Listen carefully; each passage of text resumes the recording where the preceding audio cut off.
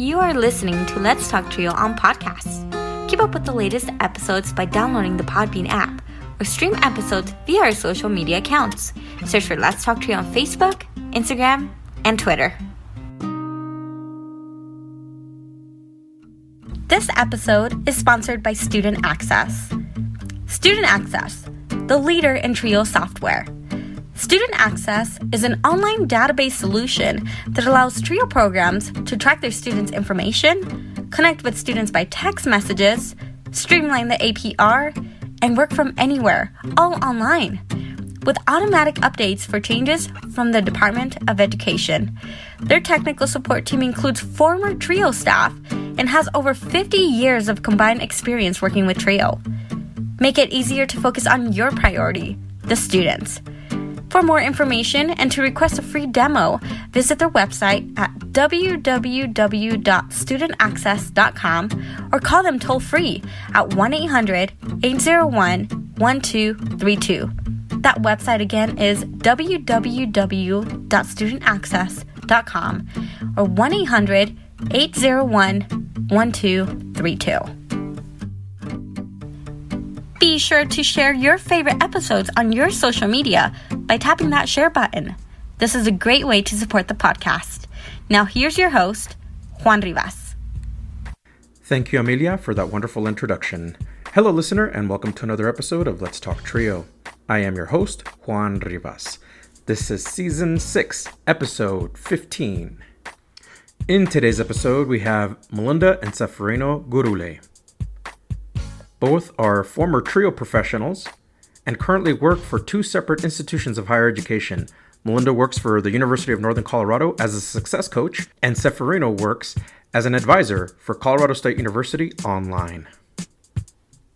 Both are on the podcast to talk about their educational journey, their professional experiences in Trio, their current roles, and to share their experiences raising twins.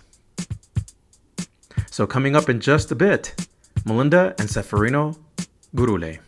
A huge thanks to our sponsors, Angelica Villalpando, Rosario Riley, Dr. Ryan Barone, Dr. Jamie Motley, Dr. Jeff Naputi, Angelica Valdez, Felicia Rivera, Jaded Electronics, TrioJoblist.com, NOSOTROS Education Center, and Student Access. Thank you all so much for your continued support of this podcast. You too can be a sponsor of the podcast. Head on over to Patreon and search for Let's Talk Trio. Choose one of 4 patron levels. You can support this podcast for as little as $1 a month. $1 a month goes a long way in supporting this podcast. If you own a business and would like to run an ad on our podcast, send us a message at letstalktrio@gmail.com. You can also become a supporter with a one-time donation to the podcast PayPal account. Our business handle is at Let's Talk Trio. Any amount is truly appreciated. If you would like to nominate an advocate, participant, staff, or alumni to be on the podcast, send us an email at letstalktrio@gmail.com. That email again is letstalktrio@gmail.com. Again, a great episode featuring Melinda and Seferino Gurule. Melinda working for the University of Northern Colorado as a success coach, and Seferino working at Colorado State University online as an advisor. Sit back, relax, and enjoy this episode. 3, 2, 1. Hi, Trio Nation. My guests on the Let's Talk Trio podcast were past Trio professionals and currently work for different institutions of higher education. One of my guests is a graduate of Pueblo Community College and Colorado State University Pueblo, where he graduated with a degree in exercise science, health promotion, and recreation. He is a first-generation college student and Trio alum of the Student Support Services program. He worked in higher education for over 15 years with roles ranging from residential advisor for Trio Upward Bound to academic advisor for Colorado State University Online. He enjoys camping, fishing, hiking, and attending various sporting events. My other guest is a graduate of Colorado State University with a bachelor's in biological science, is a first-generation college graduate, and an alum of CSU's Trio Talent Search program. She currently serves as a success coach and advisor for the University of Northern Colorado. She is an avid runner and participates in several local races. Both of my guests enjoy spending time with their 7-year-old twins. Yes, I will ask them how they manage that. And they have a couple dogs as well. Welcome to the podcast, Seferino and Melinda Gurule. Hey, you two, welcome to the podcast. Hey, thanks so much for having us. We're excited to be here. Yes, Juan, thanks for having us. We're excited about talking a little bit more about the impacts of Trio. Absolutely, absolutely. So I want to say thank you both for giving me a bit of your time today on this podcast. I know we're doing this Friday afternoon in the middle of the summer. It's kind of hot. How are you all managing the heat over there, by the way? Oh, goodness. I think trying to limit our time outside, make the most of earlier mornings and evenings, I think for sure. And it doesn't hurt that we finally got a slip and slide for the first time. And I've been wanting one of those since I was Nice. a kid, and they definitely got a lot nicer these days. So doing some things like that. Yeah, definitely. I think central air helps out a lot. I know Oh, growing yeah. up, we had the old swamp cooler in the Oh, the window and swamp stuff cooler. like that, and that didn't cut it, especially Yeah, down in southern Colorado. So we're a little bit spoiled now with that central air. Right. absolutely. So again, thank you both for being on here. For the audience, I met Seferino when I was hired for the CSU Online Advising team back in November of 2023. Seferino, it has been nearly a year, and what an honor it is to sit down with you and Melinda to discuss your trio journey. Well, Juan, it's been almost a year, but it seems like you've been a part of our team for a lot longer, especially with how you just kind of came in and hit the ground running. And it's an honor to work with you. Likewise, my friend, I think that you and the team have helped me really establish that running start. So credit to you and credit to the CSU Online Advising team. Otherwise, I just feel that love and support from all of you. So it's wonderful. And Melinda, I want to say also thank you for giving us your time. Seferino always says such wonderful and amazing things about you. It is also equally an honor to speak with you as well as your trio journey as well. Oh, thanks so much. I'm glad that I have, that opportunity to be able to not only share the trio experience, but to share it with Seferino as well. So it worked out well. It definitely had a huge impact. So I'm glad we'll have that chance to have that space to talk about that today. Wonderful. So before we begin, I gotta ask because our audience really likes to know how various folks in the trio community, how they've developed their interests. So either Melinda or Seferino, would you tell how did hiking become part of your thing, or camping, or even running for you, Melinda? How did that begin for you? Sure. Sure, I'll start. I think as far as the hiking and the outdoors, just being able to be blessed to grow up in Colorado and be able to have so many areas where you can do that and stuff like that, I think has had really sparked me, as far as going camping and fishing. And I think growing up, being able to do that and now having our 7-year-old twins and being able to do those kind of things with our little family, I think is really a good thing. And also, so you're an avid sports fan. Do you follow everything Colorado, as in everything Denver Broncos, everything Rockies, everything Nuggets? Is that part of the thing?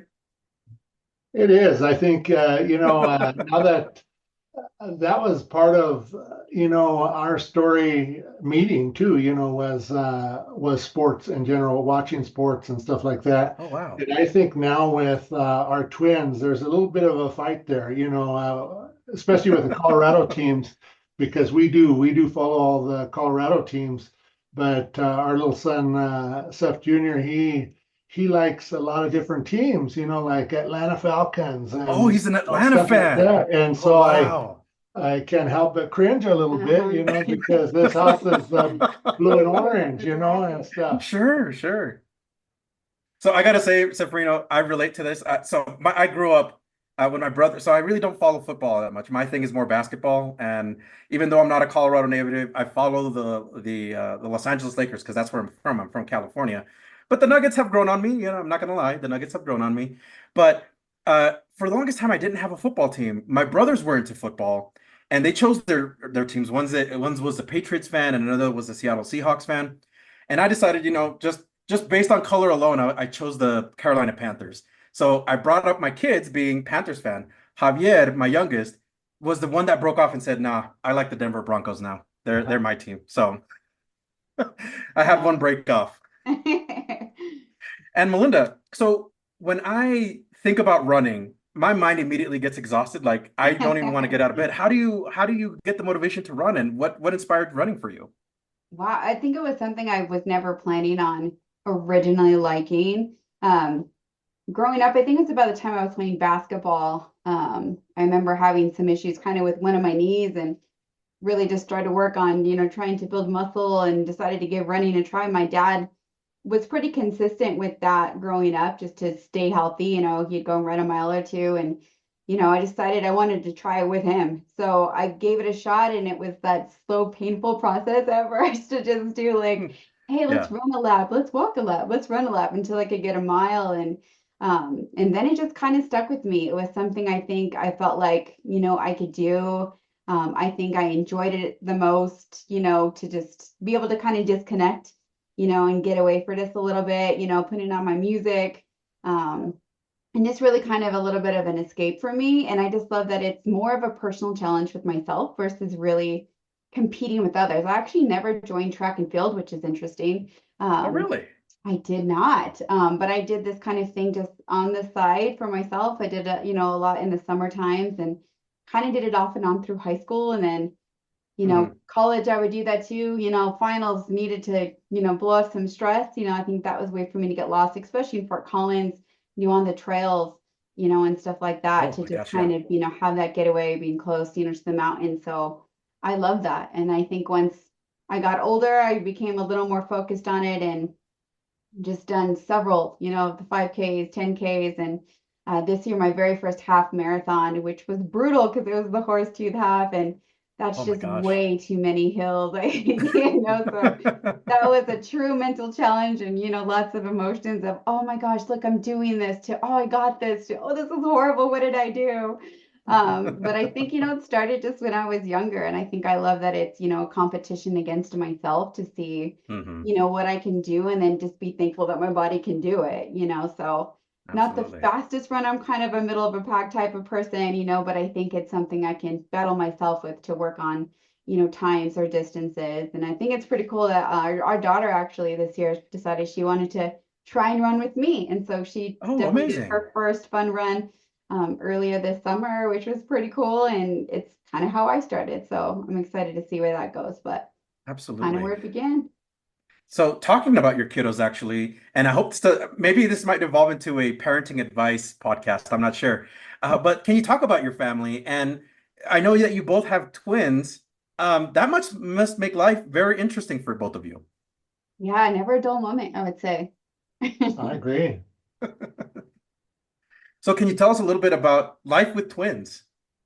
It's busy and it's a true balance. I think, with us only having, a set of twins, it's like our first, set of kids here. Like, we don't know what it's like to just have one at a time. So, it's definitely something different to navigate, I think, starting when they were really little. And um, I think routine. And then I think what's really cool is just getting to see how different that they are. They're Different have different personalities. interests and completely different personalities. If one was easy at something, the other one was challenging with that something. So it was always like kind of a true balance, I feel like, with both of them in terms of personalities and, things that maybe were tough. But I think now that they're getting like a little older, it's neat to see, their personalities really coming out and um, being their own person. I think for a little while you get one that's kind of like, oh, I want to do what this one's doing all the time. And now it's cool to kind of see them, branch out,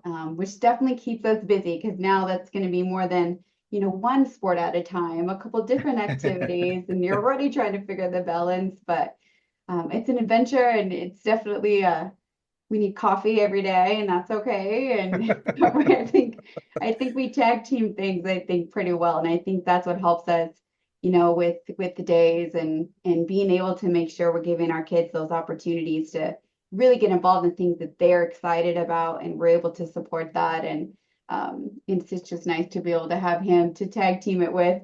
It wouldn't work Absolutely. otherwise, I think. Yeah, I think just like Melinda said, just the team part of it, because I think parenting in general, whether it's one or two children at a time, is a juggling act. especially with work and different things like that. And, it's really been a joy to go through it with Melinda because she's a very good teammate, and Oh, we're yeah. able to, I think we're able to pick each other up, if something is going, awry or something like that, we can kind of reel each other back in, or stick in, and help here or do what we have to do, during those juggling times, because it could get tough. And but I think the difference is the teammate, that Absolutely. you have and the in syncness, with that. And like Melinda said, it's a beautiful thing. It's two very different personalities, so you have to deal with them different ways, and a lot of times you can see where there's a little bit of a competition there, well, I got hugged, and then little Gianna says, well, where's my hug, Yeah. or you hugged me 30 seconds more than Seth, or stuff like that. But those are all things, that Melinda reminds So me, true. that there'll be a time where maybe they won't ask for those hugs as much, That is true. and That to is true. really enjoy those times, and I think that's part of Melinda's beautiful heart, That is wonderful. yeah. That's amazing. So as Seferino knows, Melinda, I'm not sure if I shared with you. So I have three kids of my own.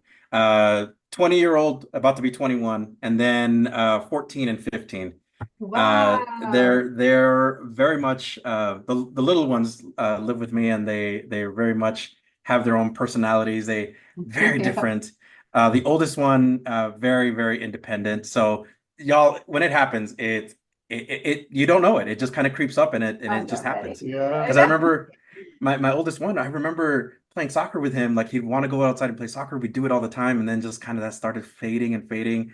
And now we just go to movies now. So he's fun to hang out with still. We just go to movies. It just changed, right? The It activities just changes. change. I Yeah. know, I'm not ready for that independence. Like right now, they still get excited when you pick them up from school and run and give the Absolutely. hugs, before, they think they're too cool. They'll be wrong about Oh that. my But they're, gosh. when they think they get to that point. Yeah, so just trying to embrace that. So I know you've kind of been able now to see them as they get older. I think it's the toughest job that there is to be a parent, but I think the most rewarding one too. Absolutely, absolutely. So we're going to rewind the clocks a little bit so we can reflect about your childhood and upbringing because it's part of your trio journey and you're part of your trio stories. So for either one, whoever wants to start us off, can you share about a little bit about your childhood and your upbringing? What was that like? Sure, I could start. I had a pretty traditional upbringing, I think the one thing that really stood out with my parents is my dad went only to the ninth grade, and Mm, my mom, she graduated high school and stuff like that. But my dad had always said, you go to school to learn, and hmm your end goal is a diploma. hmm I think that was just because uh, he experienced how hard it was without the diploma, to get jobs and different things like that. So I think that was his focus, as far as you go to school, you learn and you get that diploma, and that was, I think, the end goal of it. And so it was always instilled in me, to do the best I can, in school, and the end goal was the diploma and stuff like that. hmm And so that's kind of how it went for me, and like my mom, she went through high school, so I had that example as well, and I think with the upbringing, just kind of them talking that up, a lot of times that was, by the time it was time to look at college, and that was just kind of a normal thing to do, hmm and I think with it, uh, talking about trio and stuff like that, it was essential because neither of them had that higher ed experience and stuff like that, hmm so that's kind of what shaped me, I think, throughout, and kind of got me into the crosshairs of trio, hmm because I didn't have that support from the parent side, hmm you know. hmm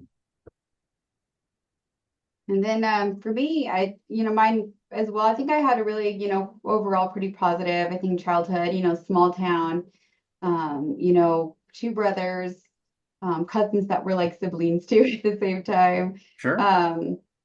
I think, my parents very similar, had, really push education, I think for us at a very early age, and that was something, you wanted to make sure that you did to give yourself opportunities to choose what you wanted to do, right? So they really wanted that opportunity, for me and for my brothers to be able to go to college, find something that we liked, and then have, that security, but then also have that opportunity to choose what we wanted to do. Education, the importance of it, you're sitting down and you're studying, like those kinds of things were definitely high priority for my parents. They definitely wanted us to make sure, we always did our best, with what we were doing academically, and then finding ways as well, to get involved, which I did as I got older. But I think that they were the ones, it was not so much if I go to college, I think it was an expectation that I did. And to be, the first really to be able to do those kinds of things. So it was definitely pushed and encouraged. And then it was just, that guidance and continued encouragement as I made my way through. But it was definitely on the forefront of a lot of things, I think, growing up with my parents. How would your family describe you? Always a hard question. Like, hey, how do you think of me? How would my family describe me? Yes. I would think they would say, are you talking about my immediate family here or my family as I was growing up? Immediate family and your family growing up. How would they, I mean, do they have a different perception of you, or was there a consistent perception of like, this is who Seferino is? And for you, same Melinda is Okay. this is how they've known you for the longest, right? I would say they would say that I was hardworking. I'm competitive. I think that's where a lot of the outdoor Competitive. things come from. I think anything that has to do with a competition, I like to be a part of. And I think just kind of they would say, I think in tune to detail. I'm pretty meticulous with things. Even with trimming the lawn or things like that. My line's got to be real straight and stuff like that. It's all true. And I think it's gonna be hard for me to give up the lawn duties to Seferino Jr. because I do it a certain way, and stuff like that. But hopefully they would also, say that I was compassionate in areas, as well. Yeah. Yeah. What about for you, Melinda? I think growing up, I think I was known to be very driven, as well. I think just extremely, focused on tasks, somewhat of a perfectionist, but I think probably, hardest on myself probably with some of those things. But definitely if there's a goal, if there's an opportunity growing up to do the best with the grades or whatever that was, I think that's something as well that I very much was like that. And you'll learn a little later too how that works for us being competitive when it came to other things. But yeah, I would say extremely driven. I think I look for goals or certain things that I want to do, but I also want to make sure I do it well. And then I say for like immediate, family, like my kids, because it's harder for them to maybe see some of those other things. I would hope it'd be, loving that, that I care and I put, that into what I do for our relationship, for our family, but and with other people as well. Absolutely. So I'm going to talk a little bit, or have you all reflect about your educational path in both elementary and middle school. Can you tell us your earliest memory of elementary school and what was that like for you? What type of support did you receive? Or if you felt like you had it and it was like something that you just gravitated toward, and that you could speak to both experience of both middle school and elementary. Well, I think with elementary school, I had a pretty good experience with it, as far as I was thinking about this earlier, kind of reflecting, and I think elementary school was kind of a catalyst, for middle school and high school. And I mean, in the way of successes and things like that. I think I had a few teachers early on that really cared about the student, and kind of molding you, into that student that's kind of a hard worker and stuff like that. And I think experiencing some of those successes, in the classroom or getting an award or things like that, and I think that really catapulted me to wanting those all the time, and that factored into middle school, where you started to have GPA type deals and stuff like that. And, so then my competitive side would kick in, and I would even see on like math exams back then. It used to be where they would put like the grades on the door, and that nowadays they don't do that anymore, but I would look and see, okay, who's 1, 2, and 3, and then okay, next exam, here we go, and stuff like that. And I think that really helped me, with the tough times in those grades and stuff like that, because I would make it a competition, or I would, hey, what went wrong, so now let me implement something, to combat that, or, how could I get extra points or things like that, and I think that helped me as I went up the levels. Yeah, amazing. For me, I'd say, overall things were pretty positive. Elementary school, first real memories, just trying to think of, just really interacting with my teacher. I remember I had to change classes because my class was too big. And so I went with a different teacher, and she was just so welcoming and warm. And I loved, that classroom and being able to, try some new things, throughout the day with all the activities she had. They did have nap time, however, which I really wish I would have taken advantage of when I was a kid, and I did not, It's one of those things that I regret that I have to live with is I think I maybe fell asleep on that mat one time. And I remember my teacher gave me it was almost like little tickets. You can go to the little school store, and they were called Husky coins. And I woke up and I had a bunch of them, on my mat. And I was like, oh, she's like, she finally did it, fell asleep, but I just didn't do that. And I really wish I would have taken advantage of that.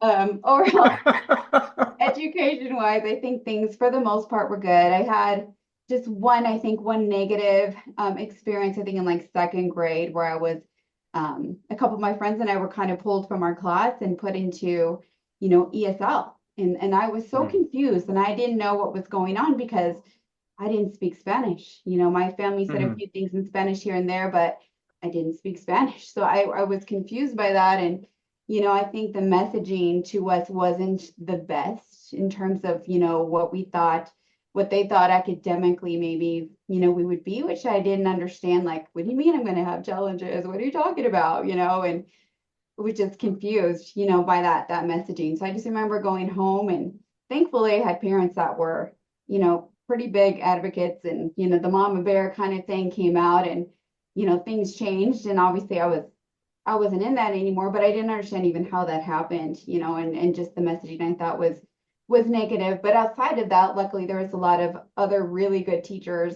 I think, that I had in elementary school and that I enjoyed. And kind of like my daughter is now like, okay, let me give hugs to my favorite teachers all the way out, and that kind of thing. And then in middle school, I think that's where I kind of found more my areas of passion of things I enjoyed studying. So, science really started becoming more of a thing than just kind of your, more basic stuff or whatever in elementary school. And I remember dissecting a cow eye and a chicken thigh or something like that, which I thought was so cool, for me. And it really kind of found my passion for some things I loved with science. And actually in middle school is the time, I also joined Educational Talent Search.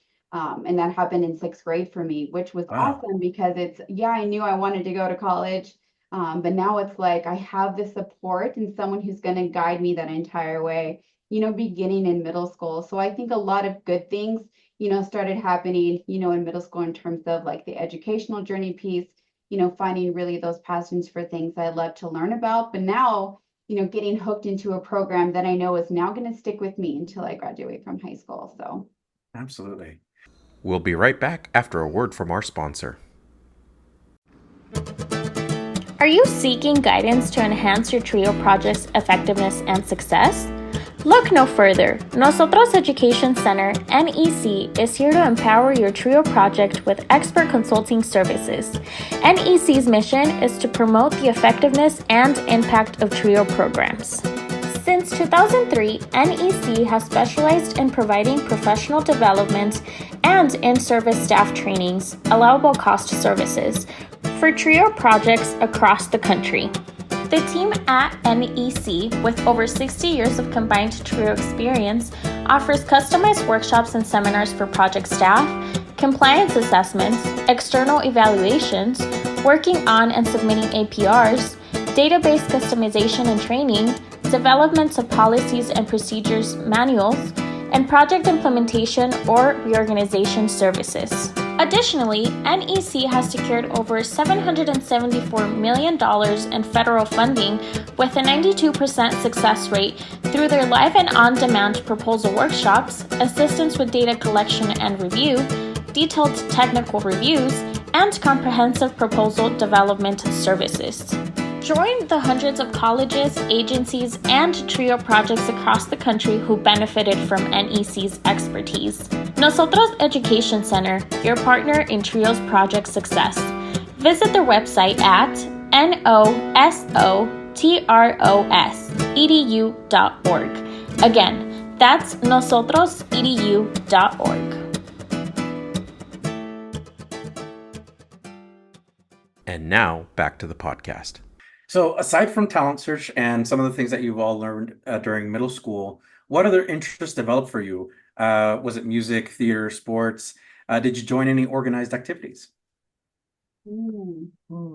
I did basketball. I definitely had a passion for that, sports, watching basketball and all that. My older brother did it, so he would drill me, sometimes too, and you gotta make these free throws. And I definitely enjoyed basketball in middle school and played that.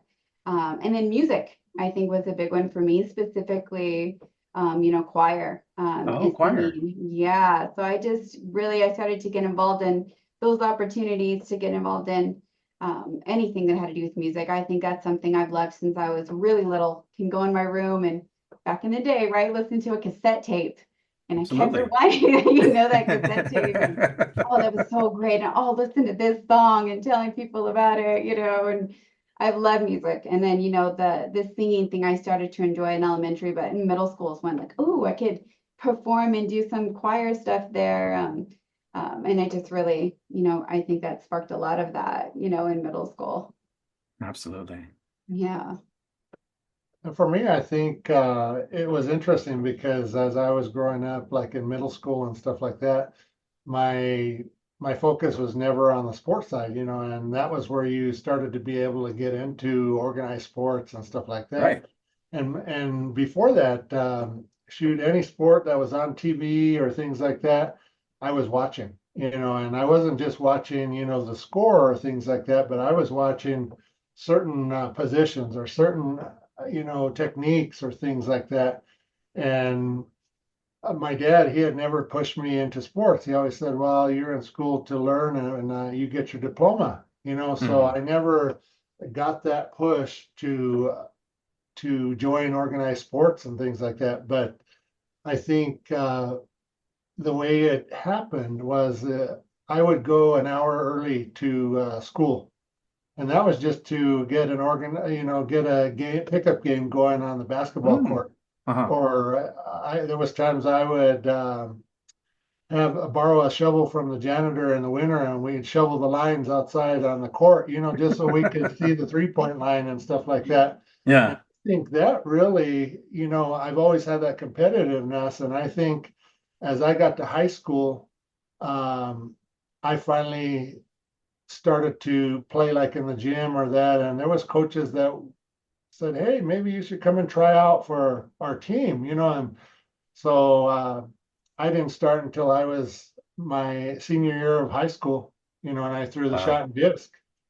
And that I said, well, why didn't I do that in middle school and that, and so I always carried that around And I think that started my 13-year career in coaching Wow. after high school and stuff because I wanted to be a part of a team, Yeah. and I think the beautiful part of it now is Melinda and I have the twins in a lot of different rec sports and all that, because I think aside of the educational side of it, and being good in the classroom, I think a lot of lessons are learned in organized sports, and teams and stuff Truly. like that, as far as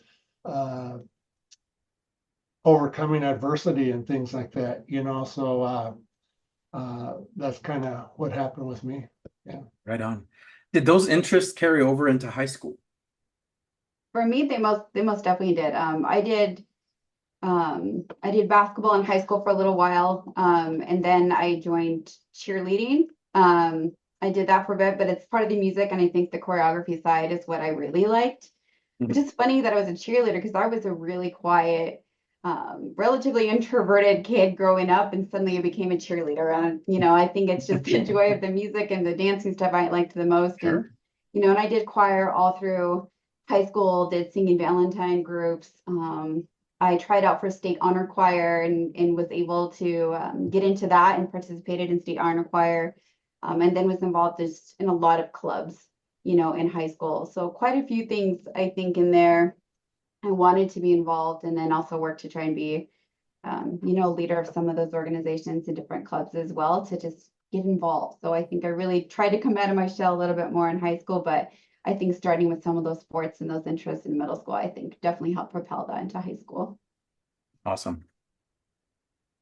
And I think for me, that's really where I started to do the organized sport route, not until my senior year was when I joined the track team and stuff like that. But I think learning those things, even going back to elementary school and looking at field day and stuff like that, I had to win the sack race or the three-legged race or things like that. I think all that kind of catapulted to what I ended up doing in high school. And then the years after high school, I think just not doing that throughout high school, but doing it my senior year, I just wanted to be a part of something, a part of a team or things like that. So I think that's why I coached track for so many years.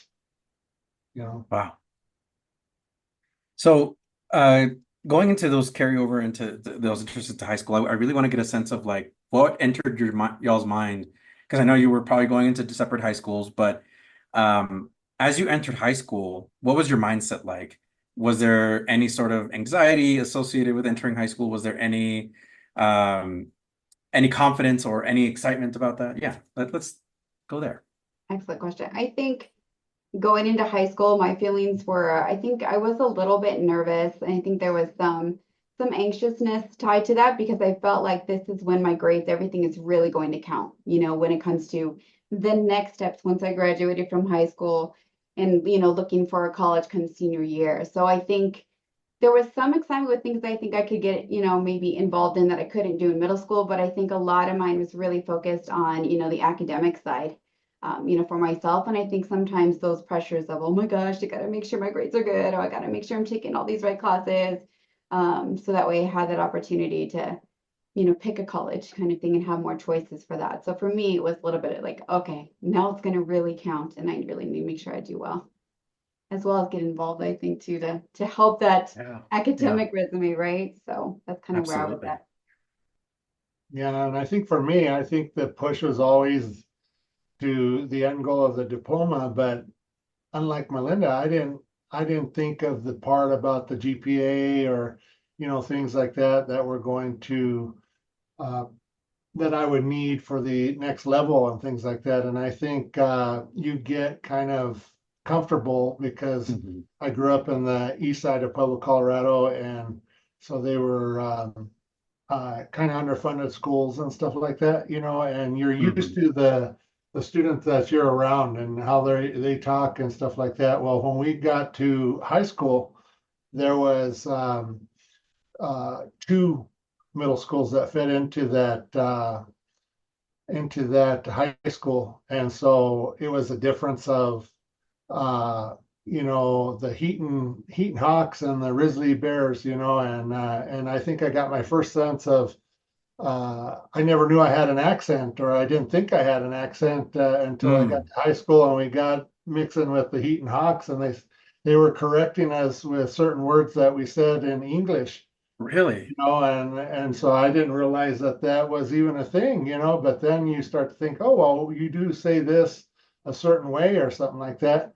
And I think that was a little bit of an anxious thing for us because, nobody had ever pointed out, that we had an accent. I didn't think we did, and like Melinda said, you start to, as you go through high school, you start to see that, maybe college is a reality, but you have to do all these things, to get there. So I think Absolutely. that starts to add some anxiety to you, and especially when you don't have parents that went through, and don't know how to navigate it and stuff like that. Yeah. That's so great that you ended it on that note, Seferino, because this next question is a nice transition to like, how did that conversation for weighing what type of college you wanted to go to or what college you wanted to attend, was that a family conversation? Was that encouraged, or were there some confusion? Or maybe did you get guidance from a counselor or a teacher? How did you all get that coaching to get into those college paths? I think mine was a combination of family and then being part of educational talent search. Shout out to my advisor, Dan Manuelos, awesome. That's who I had. I think, he provided a lot of, that guidance of like the specifics and details. And I think with family, I think it was, yes, what are you going to do next to prepare for this college? Where do you want to go? I think, I think that's part of the question, right? Like where do I see myself?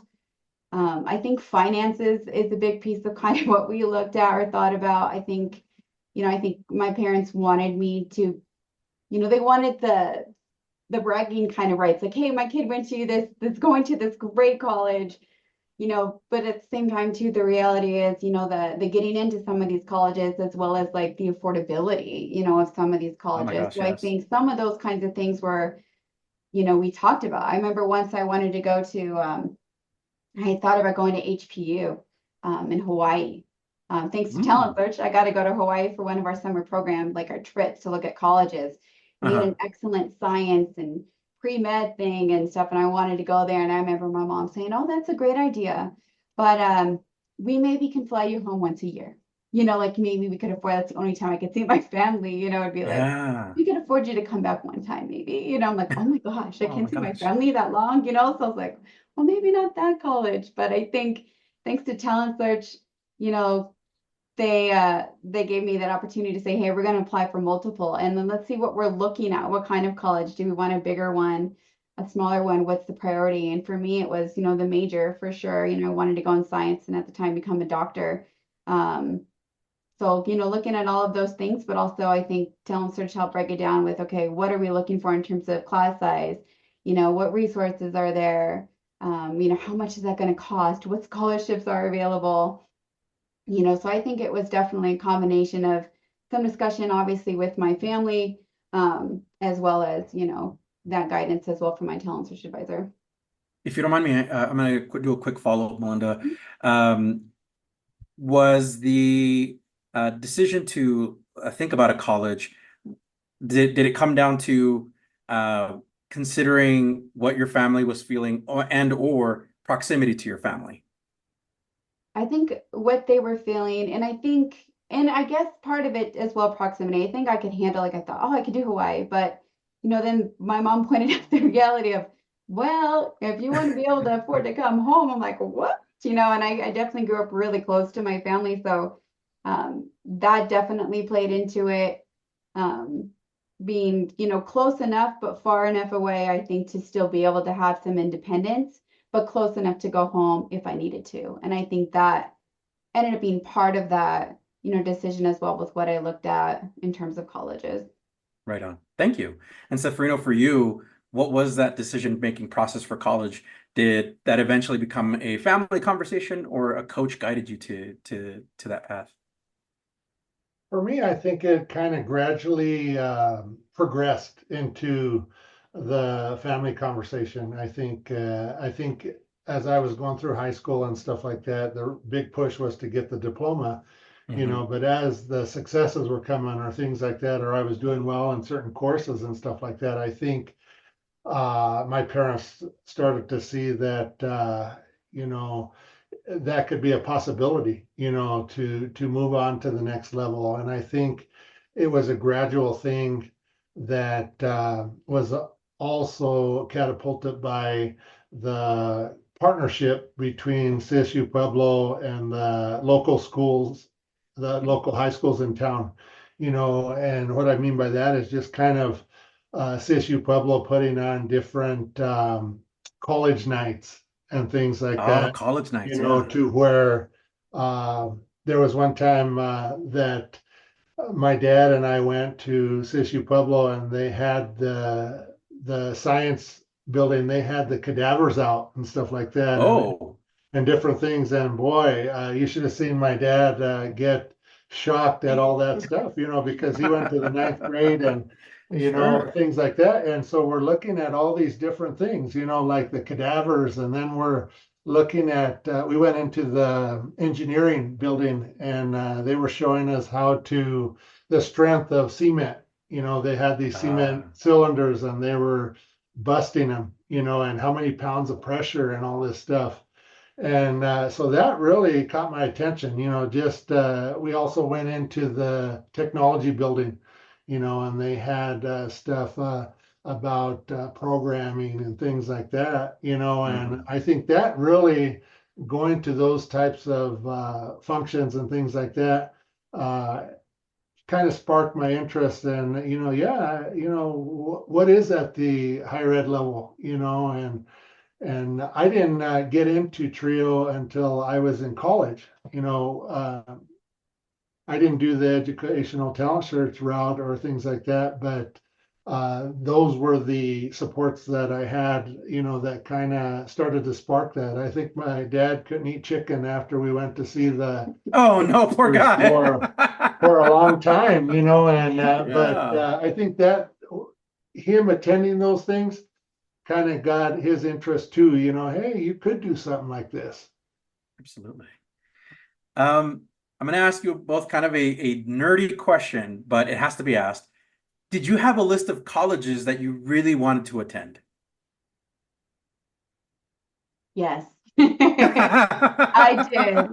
I am a list person too, so Yeah. I definitely did. And some of them I knew were going to be a little bit out there, I think, with trying to actually get in. Some of the things I think they wanted is more AP and things. My high school only had honors type courses. That's as high I think some of those went. Didn't really have concurrent enrollment or anything like that I think is now. But I definitely had a list of colleges I was wanting to apply for, and I did actually apply to a couple bigger named colleges. Didn't work out that way, but that's okay. But I did try, and then a couple others that are in the state as well. But I did have a list of colleges. Did you have a top 5 or a top 10? I think I had top 5 more so. Do you want to know the top 5 or 4? Yeah, the audience wants to know, what were your top 5? All right, so I'll go with the ones that I was like, okay, I think I got a good shot there. I did apply to CU Boulder, thinking about the medical route. Obviously, there's some good opportunities. Got in. I won't say anything. There. Colorado State University, of course, and I definitely had a lot of more experiences on that campus, more so than any other, because I was in talent search and they were based out of Colorado State. So any of the pre-high school life program, things like that all happen on campus. So I was somewhat familiar, and that was kind of like, oh, maybe my backup one, just because I'd been there. I looked at Stanford. I did apply to Stanford. Wow. Yes. I actually had a cousin the year before had happened to get into Stanford. And she's like, you gotta go, so I tried, and was in there for a little while, and then I did not get into Stanford. And then I think we landed at 4. So my other one was Notre Dame. Wow. The biggest reason for Notre Dame in all honesty. It's because of the movie Rudy. Really? Oh wow. Yes, I think it was kind of You're sparked it, like, like, oh my gosh, they had amazing programs, the yeah, campus and all the things that they showed. I think that kind of sparked some of that for me. Was like, oh, I loved that movie Rudy, and of course, yeah, I'm a big football fan too. So right that on. kind of spark is just kind of one of those, oh, it's one of those dreams goals. I'll just see what happens. But I think those were the four. I can't remember if there's any other. I did think about HPU in Hawaii, but I did not end up applying, I don't think, to that school after my mom was like, you can't really come home. But I Yeah. think those top four, I think, were mine. So What about you, Seferino? And for me, I think just the colleges that I toured, through they took us on tours and stuff like that. So it amounted to CU, CSU, uh, the Air Force Academy, and then CSU Pueblo, which was near to my home and stuff like that. And I wasn't one, I don't think, that was ready to venture out, past the state and stuff like that. My traveling days started later in life and stuff like that. And Yeah, I think it was pretty tight knit at home and stuff like that. And I think a lot of it had to do with cost, sure. being that um, I knew that it was gonna be an expensive endeavor and things like that, and growing up, I didn't want to cause expenses for my family or stuff Very like conscious that. So about that. that Yeah, was a big thing in the back of my head, and sometimes that's that barrier, right? That barrier that that definitely. can you can talk yourself out of that kind of stuff, So I started to look at colleges that were close to home, that wouldn't be a big burden and stuff like that, and I think part of it is just being I wasn't ready to venture out, Mm. but uh, I just want to say thank God that I didn't pick CU because Melinda's from CSU, and I don't yeah. know if the beautiful thing that we have would have happened if I was above. That might have changed the whole story. Rubber brand through and through. No shade to CU Boulder at all. We love our No, CU no. Boulder trio programs. No No shade. shade. No, none at all. Friendly But CSU rivalry. is just better. I'm sorry. Friendly I said it. rivalry. That's true. And I graduated from Eastern New Mexico University, so I mean I'm not showing my bias here. But Seferino, I wanted to just very quickly relate to what you said because I was a Trio Upward Bound alum. They took us to a bunch of our state colleges, New Mexico State, UNM. Our home base was Eastern New Mexico University. That was the university that we had all our Saturday sessions. So when it came down to director telling us like, hey, you need to start applying for colleges, I immediately was like, I'm not putting my applications to any other school but Eastern. Like that was the only one I applied to. Yeah. So I relate to that matter of like, I didn't want to explore. I didn't want to go to anywhere else. ENMU was at the very top of my list for me. So just wanted to share that similarity that you and I had. So my next question to both of you is, why did you choose the college you ended up going to? Well, I think some of those things you kind of talked about with what you're looking at, Seth, was I chose CSU because they gave me more money. And that's It really comes down to honestly, that. I Yeah. think the case. I knew that I mean, I liked CSU. CU Boulder, gave me some scholarships and financial aid, but CSU gave me a better package. And, I was able to receive the first generation scholarship award, which was an excellent scholarship, and a couple other things that really helped. And I was really hoping not to have to take out loans, in college. And so definitely the financial side of it, I think, played probably the biggest role in my decision. Because the reality is, even with those other schools, my dream schools, or whatever, that I had looked at, would have had to been even realistic to even be able to afford that? Probably not. But yeah, it came down to CU and CSU, and CSU gave me a better package. And that is honestly how I went there, which I'm super grateful for because I loved it. And clearly I'm proud to be a Ram. And they had an amazing science program there too, and lots of opportunities, including cadavers, I might say, which was pretty awesome. So Right on. yes, CSU. And for me, I think it came down to accessibility, and how am I going to be able to get there, and stuff like that. And CSU Pueblo was not far from our home and stuff like that, just down Troy Avenue there and stuff like that. So that was part of it because I was kind of a late bloomer in driving and stuff like that. I didn't get my license till I was 19, and I actually am one of those summer birthdays that graduated when I was 17, and stuff like that. So I didn't drive and stuff like that at the time, and so my dad took me to school, or I'd get there by walking or different things like that, and so that's kind of what I based it on, was being able to get there, and then also the comfort of still being with that support system, your family and stuff like that. That was a big thing for me, to have a support system around me and stuff like that. I want to know, when did you learn about the trio programs for both of you? And I know, Melinda, you said talent search was in middle school, around middle school.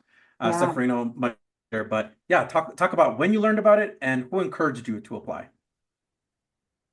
I learned about it pretty quickly. Like, it was right in the 6th grade. I remember my mom actually, worked at CSU and had some worked actually at the what is it called? Educational Access and Outreach building.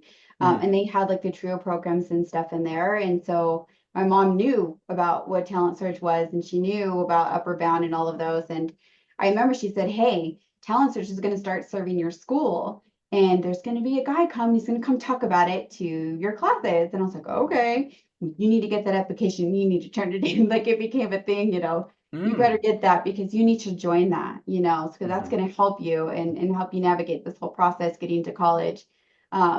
So my mom really pushed me on that. And so I remember, Dan coming to the school, doing a presentation, and he talked about, we're going to have workshops, and, while you're in school, once in a while, we'll do field trips to colleges, all this cool stuff, and we'll help you in high school when you apply. And I was like, oh my gosh, this is great. My mom's right. So, I took that thing home, and I remember I turned that in the day after I had it to make sure that, I could work to get a spot in talent search. So my mom definitely had a big part in that, because she knew about it, and she knew that it would be, a really positive opportunity for me, and especially with the educational goals going to college and receiving that support, to go to college. So that's when I first heard about it, and yet very active starting 6th grade. So Awesome.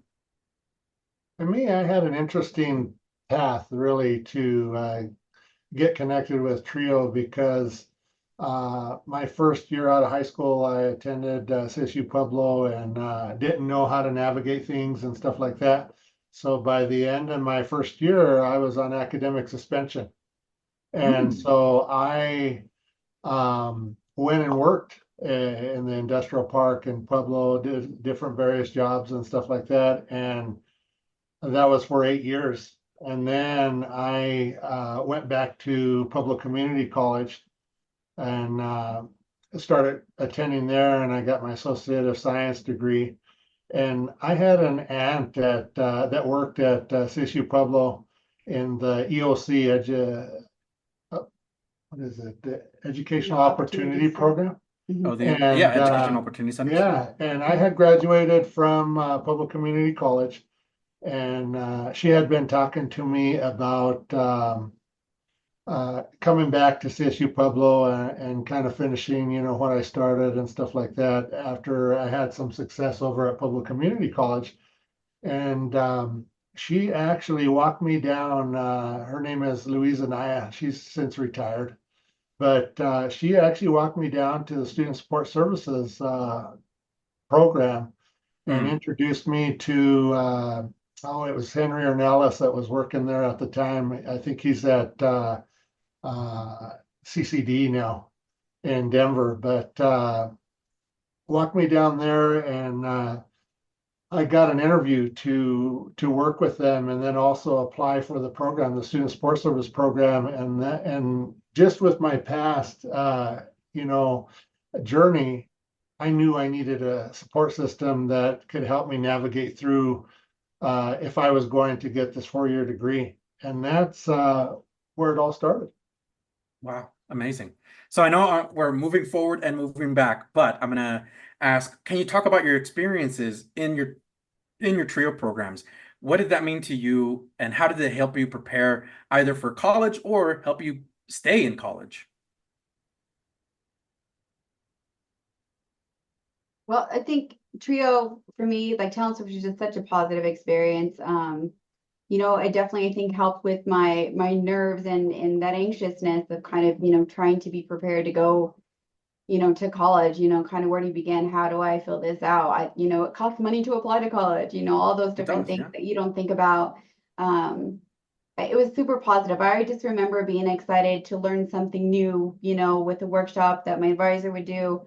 Um, I still give him a hard time. I saw him not too long ago, actually, and I was telling him, I remember I was always so excited to see your blue Geo in the parking lot because I knew it was a talent search day, and he always just made like, you feel so welcome, and he helped you, really, I think, kind of build that confidence, like, yeah, we're going to help you get to where you needed to be. And I think I felt, very prepared, I think at least with what I needed to do because, Trio really helped take away some of that mystery of the you don't know what you don't know, kind of thing. And, Certainly. and it was nice to have, that guidance to know if I didn't know if I was doing something correctly, I could ask my talent search advisor and he would help give me that guidance.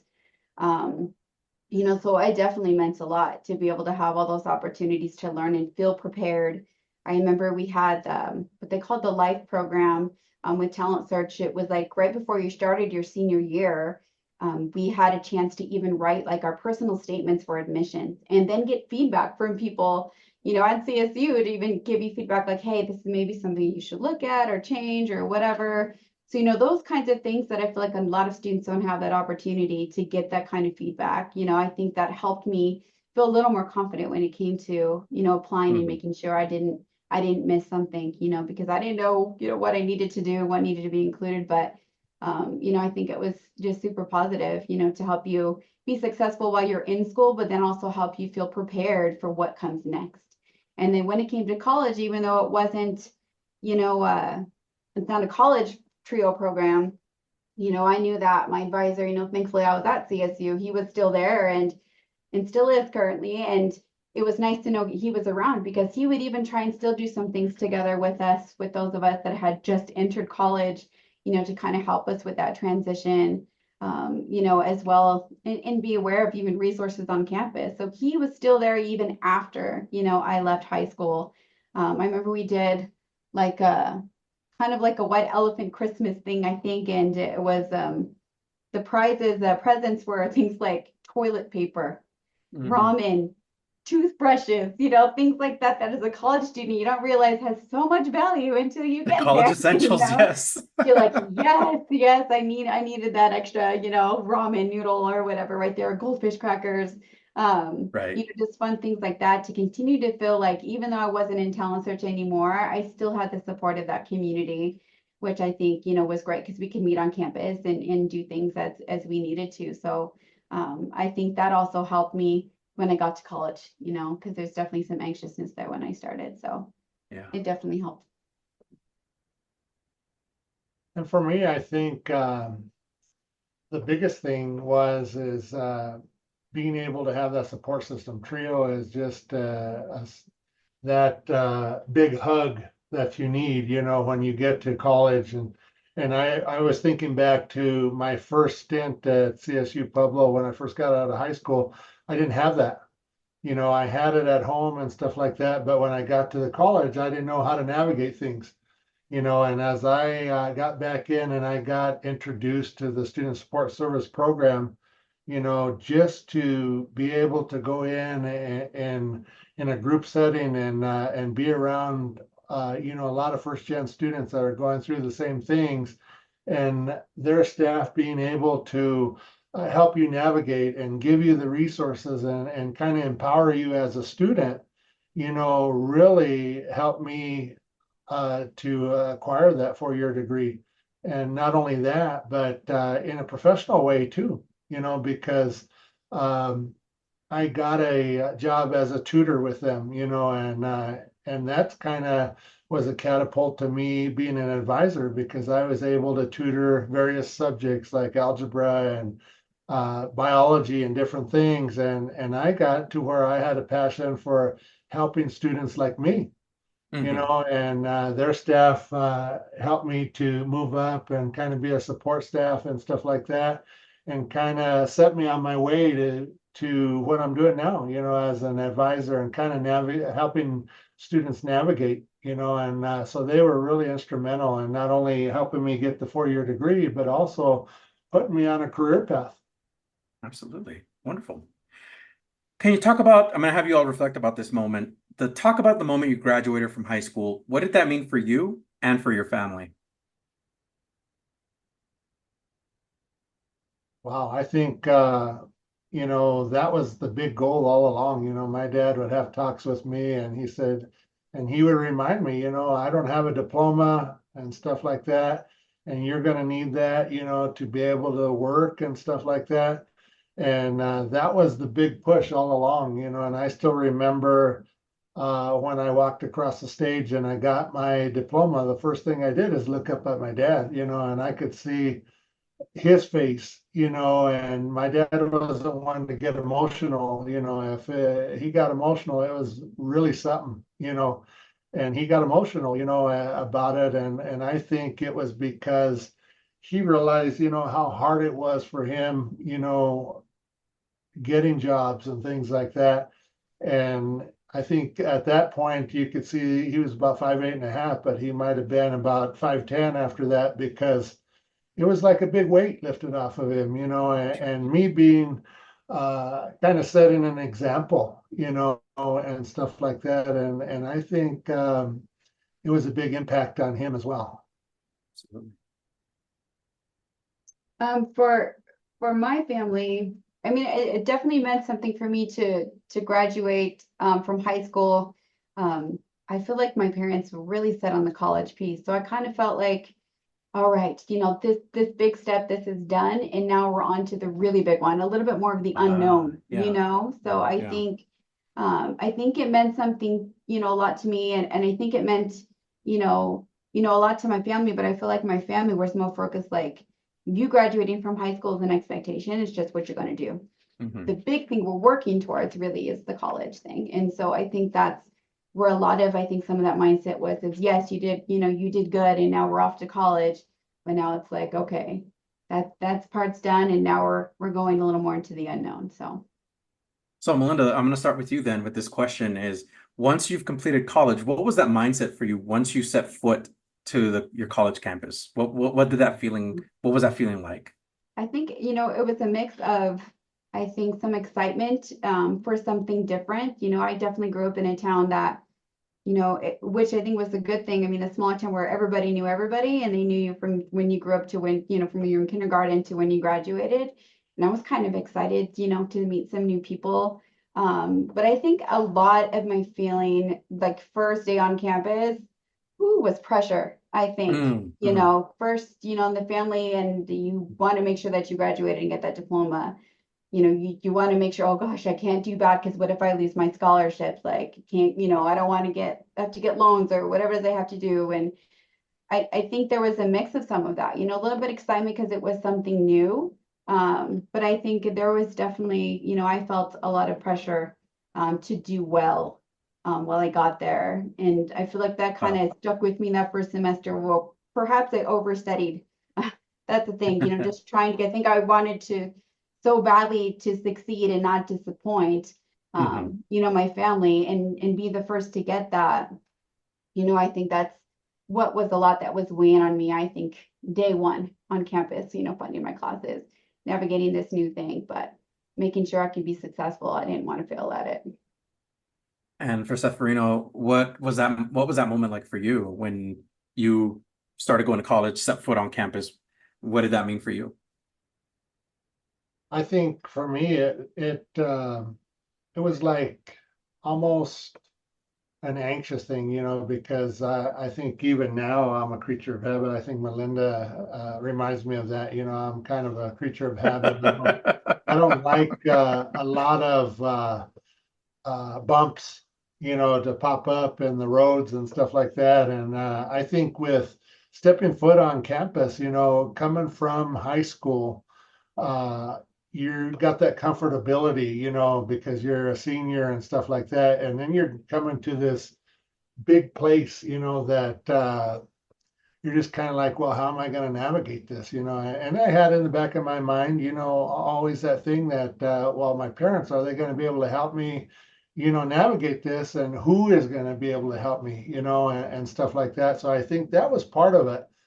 I think the other part was, man, there's so much to do, on the campus and stuff like that, and so that was part of it too. I think, I want to explore, but yet I'm in my shell here because I'm not comfortable, so, and I think it's interesting, Juan, because the way I felt when I got out of high school and I set foot at CSU Pueblo was a lot different when I set foot at CSU Pueblo 8 years later after completing my Associate of Science degree. It was a lot different feeling, and I think it was that the pieces were in place. I could finally figure out, okay, I have a program to help me. I have a work study job, things like that, things that I didn't have when I first got out of high school. This next question is probably the most difficult question that I ask guests on here is, did you know from the start what major you wanted to be in, or was it difficult to select your major? Okay. I was very set on what I wanted to study. I wanted to be a doctor. I was in pre-medica for a little bit too that first year. I think major wise, yeah, I think I knew I wanted to do that. I mean, I loved science. I had a genuine passion for learning it. In high school, I took whatever I could possibly take, honors, whatever, with that stuff, just because I just truly loved learning it. So I think there was no question for me in terms of the major. Although my paths have very much changed, obviously, but I was set on it. I think from the very get, and I think throughout college, I changed it up a little bit one year because I thought maybe I wanted to teach science. And then I took an education class and I was like, nope, that's not the way I want to support students. I'm going back to what I was, and then just stayed with biology. So for me, I think it was an easy decision. I think where I struggled later was, what do I do with it next? All right, I see. Okay. Yeah. What about you, Seferino? Totally opposite, I think, because my college transcript has so many courses from different majors and stuff like that. I mean, I tell you what, looking back to those college nights and stuff like that, and seeing these different the engineering, the computer science, things like that, that would spark my interest. And then I'm like, well, I want to do that major, and then I get involved, and then I'd be like, oh, well, maybe I don't want to do this, but I'm trying to get to this 4-year degree and stuff like that. And so I went from computers to math to physics to biology. Wow. Things like that, Wow. And it was just kind of, after a while, I sat down with a advisor, and they says, well, you're going to have to make a choice, as to what you're going to finish up with, especially with financial aid and stuff like that. For sure. You're starting to get to those credits, allotment, to have financial aid. So I kind of looked at my credits and stuff like that with an advisor, and then I was always so competitive and all that. So they says, well, what about exercise science? And I said, yeah, that looks like a good path, and I got into those courses, and before you know it, that was the path that I should have went, way back when. And I think that's my big thing as an advisor now is kind of talking to students that are coming through, and that, you want them to look at career type things, but you also want to tap into that passion that you have, because once I did, I mean, and you can see on my transcript just kind of jumping around and stuff like that. But once I looked at that exercise science and it was an interest of mine, it was easy from there. Wow. Yeah. Can both of you talk about your individual college experience? Like, talk about your favorite memory, what stands out to you most about college, in that college experience. What was your favorite moment? Oh goodness. That's tough. I loved college, honestly. Once I kind of found my way, I think, there was definitely that struggle in the beginning, I think, trying to navigate and put that pressure on myself. But once I kind of found my way and found my group of friends and community, I loved it. I loved CSU. There were just amazing resources and things there. I got involved in Student Sales Leaders in Science. I met some really good friends there. Like some of my best friends I am still, in touch with. One lives in Australia now. We got to meet her not too long ago. Those friendships I think meant a lot. And those connections, people that I know I'll be friends with, for forever, I think. CSU, the classes were amazing. I loved the opportunity to take things I didn't get a chance to take, in high school, and just loved it. The science classes, I'd say the majority, the professors were fantastic, and just experiences, that I got to have there. Even in a cadaver room, because anatomy physiology was kind of my thing, and getting a chance to really work, and look at the bodies was so neat. My brother at the time happened to be my roommate, didn't appreciate it, however, because of the smells that came with that particular class. What's it called? The formaldehyde or the? Yeah, like kind of like that preservative, yeah. Yeah. And there was 12 of them, so you had to constantly, it was my favorite class, by the way, and I loved it. It was gross anatomy. I loved Yeah, it, but you had to work so hard at it. You had to be in that for lab sure. constantly, to study, and all the bodies were so different. So you had to be able to identify certain things there, but I just loved it. It's just amazing, what the human body can do. So that was definitely my favorite class. By far, I think that I had there. It's just amazing to be a part of that. Other experiences that I thought, were pretty big, I think, and life-changing for me actually was a summer job on campus, and it happened to be with Upward Wow. Bound.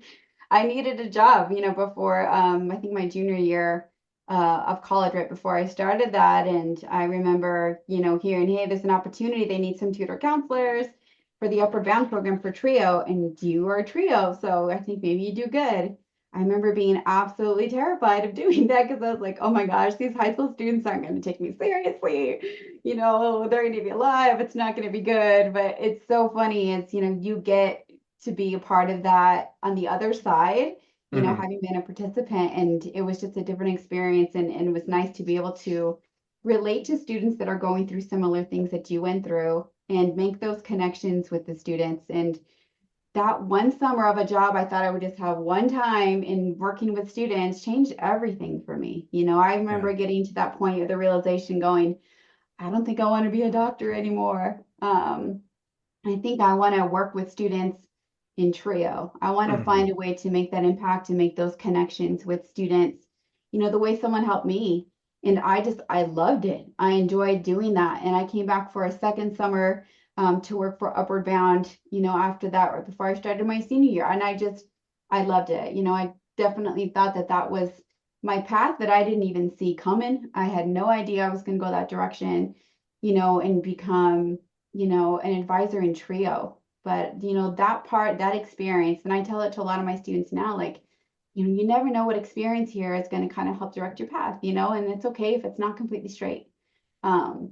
And that changed things for me, thanks to, again, trio, Yeah. Upward Bound, and just having my own family group. And we were pretty cool. I would say my family groups are awesome. Just loved it. We just had such a good time, I think, in the summer, and that experience changed everything for me. I knew I still loved science and wanted that opportunity to go back to something in that if I chose to do so, after I graduated with that degree. But it changed the path for me completely. And that was, definitely being a part of trio. On the other side is the support instead of the one being supported. So college was great though. I love the connections that I made, the path that ended up, I was able to find because of it. And I think, CSU, I was able to find a good community there to support me, and I was there to support them as well. So good experience. Oh, and LDCC would be my other thing. The Latin LDCC. Culture Club. Yeah, the Ah, year before I graduated, I have no idea that I still exist at CSU, but before I left, I was able to start a club with some people on awesome. campus, and it was the Latin Dance and Culture Club. So we're able to teach, kind of give the background of, the importance of some of the dances and do some performances. But it was a great way to, have some fun, with some of my friends, and then just expose my, the love of dance and music as well with that CSU community. But I wouldn't have had those opportunities had I not gone to college and gone to CSU. Wonderful. What about you, Seferino? And for me, I think the phrase that comes to mind is, and you hear this a lot, trio is family, and that's kind of what I remember most about college, as being able to have a problem or something like that, and it may just be that they need to listen, and a lot of times I see this as an advisor now. There's a situation and the student is really anxious and stuff like that, and they're telling you the situation and stuff like that, and then they turn to you and say, "Oh, I feel a lot better."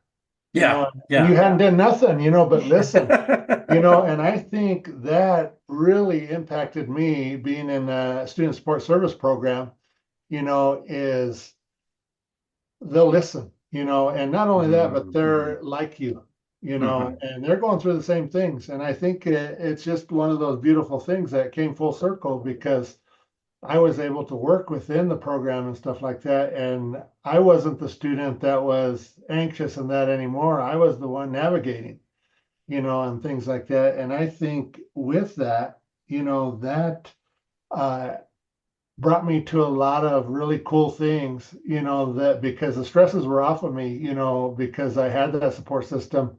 So I was able to do a lot of things that I might not have ever did, and one of them was going to American Samoa.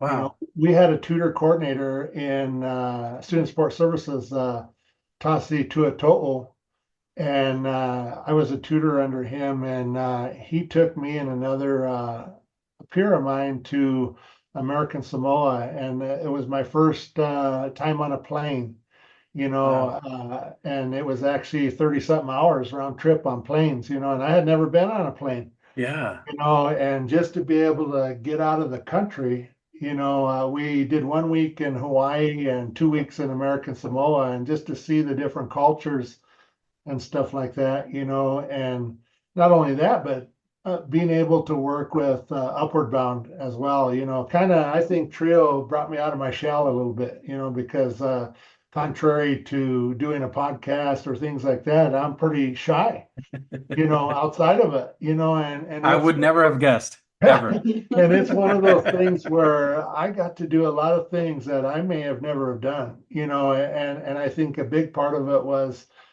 through the Trio family and stuff like that, so those are my fond memories of college. I was able to step out of that comfort zone, just enough to be able to experience some beautiful things.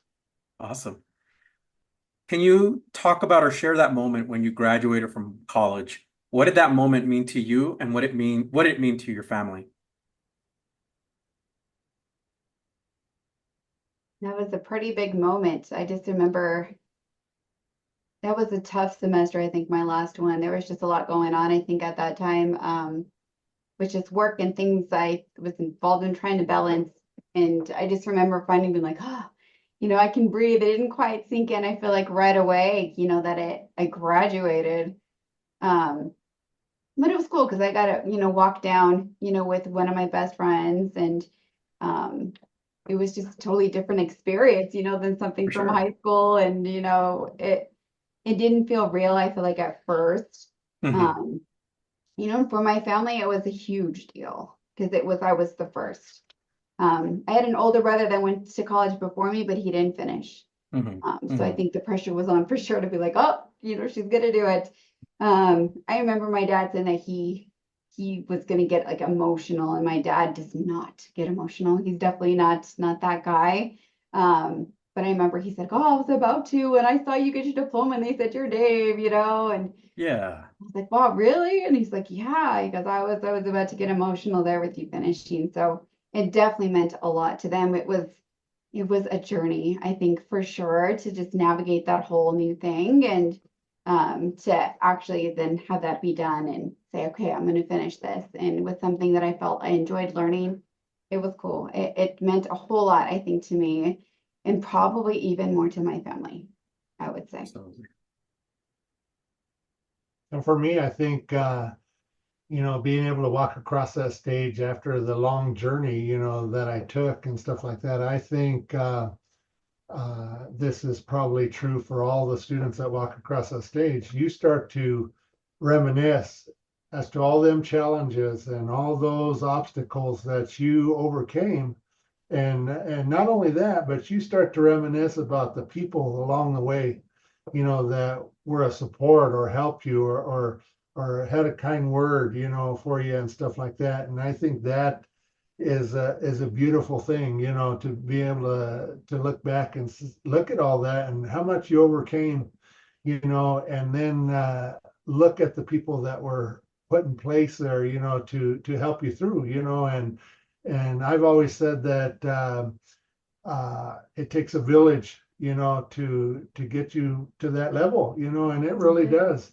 And I think my family, I think it was something that hadn't been done, and I think they did the same thing, they probably looked at, gee, how I was as a kid and all that stuff, and then to be able to do this, to have a 4-year degree, I think it meant a lot to them. Yeah. So this next question is going to really ask to reflect about how you ended up pursuing the career that you currently have. So I just want you to reflect, what careers, did you know what career you wanted after you graduated from college? I definitely did, at least start. I think, Upward Bound, like I said, changed things for me. I definitely went through that time in college where I was like, I want to be a doctor, and my family was set on that idea as well. So I had to break that to them at some point and let them know that was not the plan. But that I was going to finish that degree. Upward Bound, like I said, just changed that for me. I loved it so much to be able, to be that support for students the way I was supported, and help them through not just, hey, here's your grades, this is who you are, you're more than that.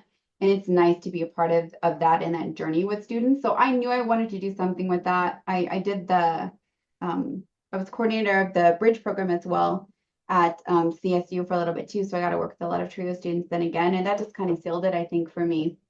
My senior year, my last semester of my senior year, I wanted to look for opportunities to find ways to get involved in TRIO and to try and become an advisor eventually. But I knew I had a semester left. I applied for a tutoring position with the Greeley Dream Team's Educational Talent Search program to become a tutor. I thought, if I could, I did some tutoring in college, so I thought if I could be a tutor for them, then maybe that could be a nice opportunity for me to eventually, get in to become an advisor. And when I went into the interview, they're like, oh, you worked for Upward Bound and you're a TRIO alum and all that. And they're like, we're actually interviewing for an advisor position right now. Want to go down and meet Oh, the staff? wow. So I was not expecting to get interviewed for an advisor position. And this was like the summer right before I started, my last semester. And it went well, and I connected, with a lot of them. I actually work with one of them now, even at UNC, that interviewed me at that time. And they said they wanted to offer me that position and thought I was a better fit. And I was like, well, how does that work? I haven't graduated and I have a whole semester left and it's still full time. How do I make this work? And, they were really great about it. And we're like, well, another one of our advisors is going to carry your caseload at the middle school, and we'll have you go and you can work this many hours at the high school. But obviously I'd have to commute in between classes in Fort Collins and go to Greeley. to Greeley West High School and work with students there. And they're like, if you're willing to put that, and then we'll put you full time once you graduate. Because I graduated in the fall semester Mhm. of 2004. So in the spring, they're like, we'll have a full-time position waiting for you if you're willing Wow. to do that. And I'm like, well, if you're willing to do that, that's perfect. You know, that's what I wanted to do. And I was hoping just to become a tutor. And so that was, I think, part of that challenging last semester, right? You had to make sure you finished everything to graduate for the job that's waiting for you. But you also need to make sure you're, you know, sticking with all the studies and everything with classes I knew that were still a challenge. But it worked out, and I knew I wanted to somehow get into that. And thankfully, you know, I was blessed enough to have that opportunity where I was already an advisor my last semester of college in Trio, and they were willing to make that as long as they made sure I graduated at the end of that semester. And then I went into it in the spring, and I knew I wanted to do something like that, working with students. I felt like that's where my heart was at, my passion was at, and, you know, just to come full circle to now be that for somebody else, you know, was definitely something I wanted to do. And I knew I still loved science. So, you know, I think that was something I could always go back to if I needed to, but I definitely found this as the career I wanted to pursue after I graduated. And thankfully I had it there waiting for me. Awesome. And for me, I think it was just a progression, you know, into the advising realm. I think once I got in and into the student sports service program and was able to be a tutor and stuff like that, and then kind of work up after a tutor, the staff in the student sports service office said, well, maybe, you know, you could have a caseload of students, you know, just kind of to start getting into that type of a career, you know. And before that, I didn't really think. What I was thinking is, how can I help? You know, how can I help students? And at that time, I was coaching and things like that, so I didn't know if it was going to be within the coaching arena or advising. And you know, with that, they're interchangeable, really. You know, because a lot of the coaching techniques that I used, you know, within the middle school and high schools and different things like that, I use as an advisor, you know, and stuff like that. So I knew I wanted to do something like that. And the Trio staff kind of, you know, gave me the platform to be able to do it. You know, we'll give you a little caseload of students, you know, you start to see how you like that. And I was able to work up into that. And they actually helped me to prepare for my first advisor interview, which was at Otero Junior College, and I ended up getting the position there. Wow. And that kind of catapulted me on to where I'm at now at CSU Online. Awesome. So the audience is ready to hear, how did you two meet? Because you had totally different paths going on separate things. How did that happen? How did you all meet? Oh, goodness. You want to start that? You started it. Well, hello, cohort C. Go once ahead. again, you know, Trio was a big catalyst. You know, we actually so happened to come together in the same master's program at Adams State University, and it all started with an email that I sent out to introduce myself to, at that time it was cohort C. And I just wanted to kind of know where everybody was staying as far as hotels and stuff like that, you know. And so I sent it out to all the members of cohort C. And just so happens, you know, that I got a reply. Yep, so that was for me. So he mentioned in his introduction to cohort C that he was working for Trio at the time. And I was like, oh my gosh, that's great. And I was working for Educational Talent Search. I was the assistant director there at Dream Team. And I was like, oh my gosh, like I want to be able to connect with somebody in this cohort that maybe has an understanding of where I'm coming from, right? We have some similar perspectives, similar maybe experiences. And so because he said he was Trio, I responded to that email and I was like, hello, Seferino and the rest of cohort C, you know, and introduced myself, you know, and said I was also working for a Trio program and, you know, and that, you know, where we'd be staying and everything. So it really started with that conversation, with his introduction. So I was like, ooh, wow. I know when we get to orientation, I'm going to introduce myself because maybe we can support each other, just because we're from a similar background and, Sure. understanding, the trio experience, and things like that. So that is where it started. And then when we got to orientation in Alamosa, at a break, I saw which one he was, who he was, after we kind of did our icebreakers and introduced myself to him and said, hey, basically it's me. I responded to your email. Maybe we could support each other. And that's Yeah. kind of where it started, huh? And that's where the nerves hit, because I was like, I hope she has the right person, And I'm looking around like, oh man, but that's really the kind of the catalyst of everything, Wow.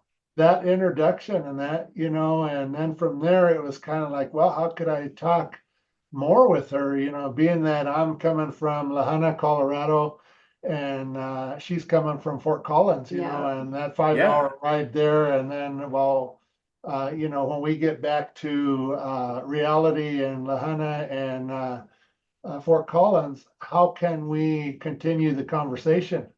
Yeah. Yeah, but it all began with just, hey, let's support each other. What do you think of this post? Yeah. Those conversations to support one another, and then it just became what it became, right? Just a relationship we did not expect. He's 4 hours away, just... Like, and that's must be, I mean, as the friendship started forming and it started solidifying into something else, did that came to the forefront, I bet, of like, you all are having to make it work long distance. Right. And I did not see that. I remember a conversation. I was telling my mom, like, oh, I met this guy over there. He seems really great, and he's with Trio. So I think he's going to be great for me to so we could support each other in school. And she was like, well, yeah, we'll see. We'll see if something comes more with this guy. I'm like, Mom, it's not happening. He's 4 hours away. How could this work? And then, like you said, I think that friendship, just came with that first, and we could just talk forever. I think we just had so much in common and so much to talk about. I think that just happened naturally versus just, hey, this is my classmate. And then he was willing to come down and go on our first date in Fort Collins. Wow. 4 hour drive down to Fort Collins. That's amazing. Yeah. So amazing. My hats off to you, both of you. That's amazing to have made that relationship work. Here you are now, a couple with twins, nonetheless. How do you make that work between work, your personal life, and then being a parent? How do you make that work? Well, I'll tell you what, I had hair top of my head before, and now I only have hair on the sides of my head, but no, I'm just kidding with it, but I think it comes down to, like I said, I have the best teammate, that I couldn't ask for more, I mean, and I think we complement each other a lot, I mean, there's times where I'm anxious or I'm worried and she's the strong one, and there's times where she's not so strong and I'm strong, or things like that. And I think we just work in tandem together so well, when there's something to be done or something like that, or just getting organized, especially with the juggling part, I mean, for sure. It is a chore, especially now that they're in school and things like that. I think a big help has been, being able to work SSU online, and have that remote flexibility, I think has really taken a lot of pressure off of us. But I think it comes down to, it takes two, Absolutely. 100%. It's a whole team effort. And I think it's great that, like you said, I think we complement each other really well. So when one's struggling, we can pick it up. Hey, this isn't working. I can't make it to this. Can you somehow make this work? And I think that juggle is for real. And there's a true appreciation for other working parents out there that make it work every day as well. I had no idea, honestly, how much work that takes and how hard that juggle is until, you're in the mix. Because I think for us, it's important to make sure we prioritize family and that we make it a point that we're there and trying to soak in as much as we can, whether they're still younger. So we try not to miss things, and it really is just the tag team, and going from there, huh? And some coffee, like I said, coffee definitely helps, I think, too. Sometimes bigger than the other. So I'm going to merge these two questions for both of you. Can you talk about your current jobs, your title, and what do you do? And what do you enjoy most about the work that you do? Well, my current job is with CSU Online. I'm a computer science advisor. I advise the exploratory studies competitive major, the computer science major, and then also the Masters of Computer Science.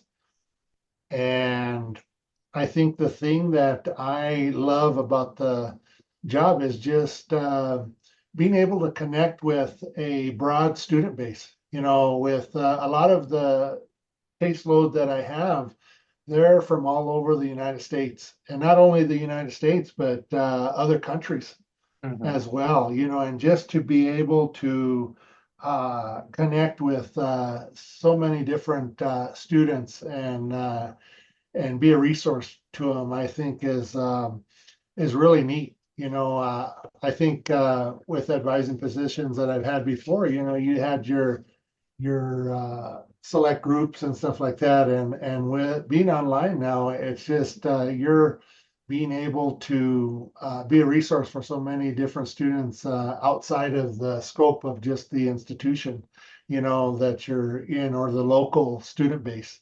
Mm-hmm.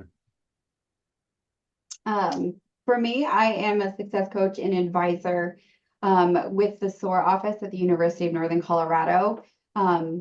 Then that particular job as a success coach, there's several different student populations that our office serves. And I do want to say that our office is modeled very closely after TRIO programs, which I think is why I like what I do where I'm at. So we serve Bears First students. So those are students that come into UNC under a 3.0 GPA. We serve Denver Scholars, so students from the DPS school district on scholarship. We serve first generation college students as well. So we are a program outside of we do have a TRIO program on campus. So we also serve first generation students as well, since they obviously can't serve them all. We have quite a few first gen students at UNC. I think we're at 42% are first generation. So we serve first generation students, and I'm actually the only advisor as well that serves our other population, which is independent youth. So I'm the advisor that works with students that are classified through the Office of Financial Aid as independent, and those can be various reasons, such as at risk of being homeless. So former McKinney-Vento students that were in foster care, under legal guardianship, students that have dependents of their own. And so those are some of the students that I work with then as like a success coach. And then outside of the success coach, I'm an academic advisor for exploring students. So when students come to UNC undeclared, they do work with our office. And so we do help them get to that point to get declared. And I think what I enjoy the most about my current position is that I still get to do work, obviously very similar to TRIO. We are really big in our office. We look at the holistic advising approach, really working with students more than just what's on the surface. They're more than just what's on that transcript in terms of GPA, major credits, and all that kind of stuff. And so we work to really get to know our students. It is a high touch program, so we do meet with them quite a bit with all of our students each semester, because we work hard to really build those positive relationships with our students to help them navigate, any of those challenges that are coming, because we know sometimes they have just so much going on if they're working 40 hours a week and somehow working full time, just trying to help them navigate those things. So what I enjoy most is still continuing to build relationships with students, being able to still be a support and be part of that educational journey with their time at UNC. Awesome. Would it be fair to say TRIO really influenced a lot of what you do in your current career? And if so, how?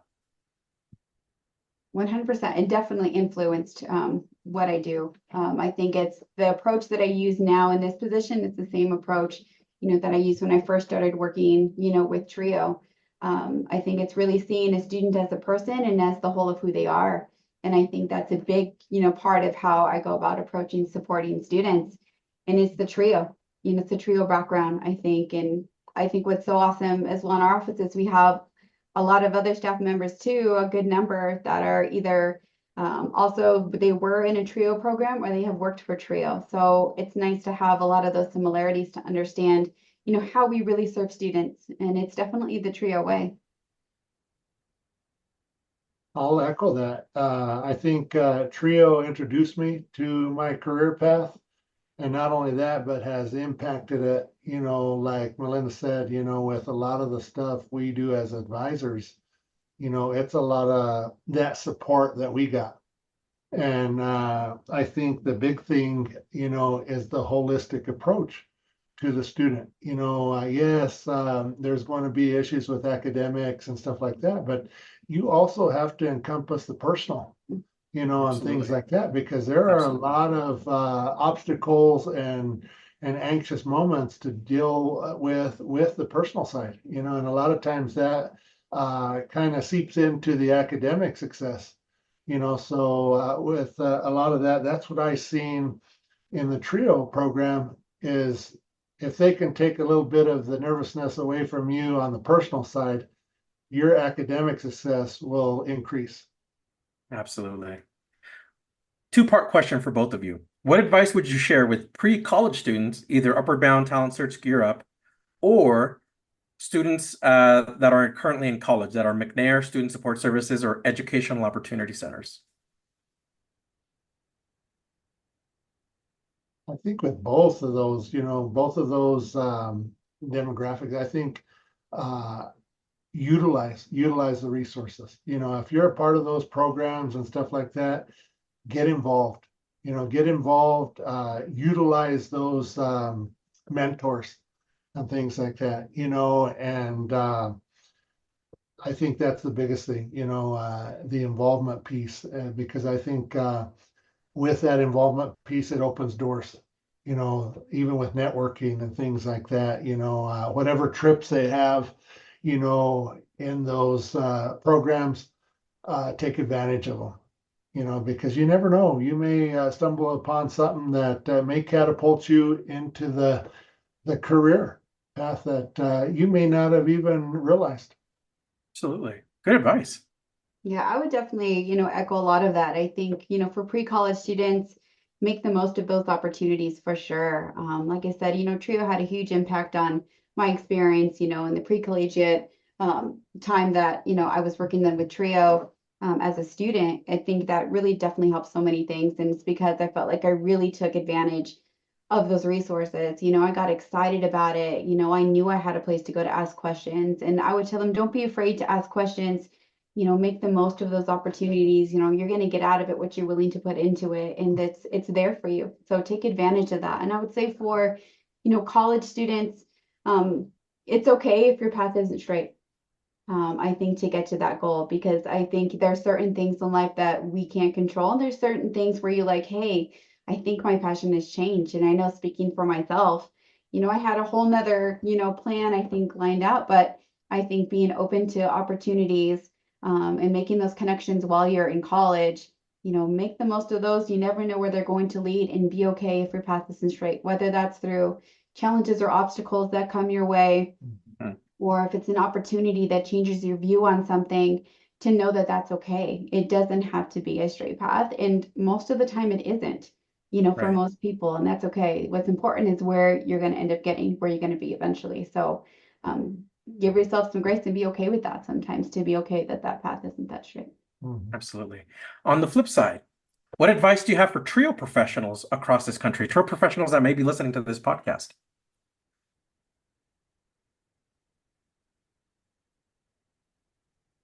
I would say keep doing your good work.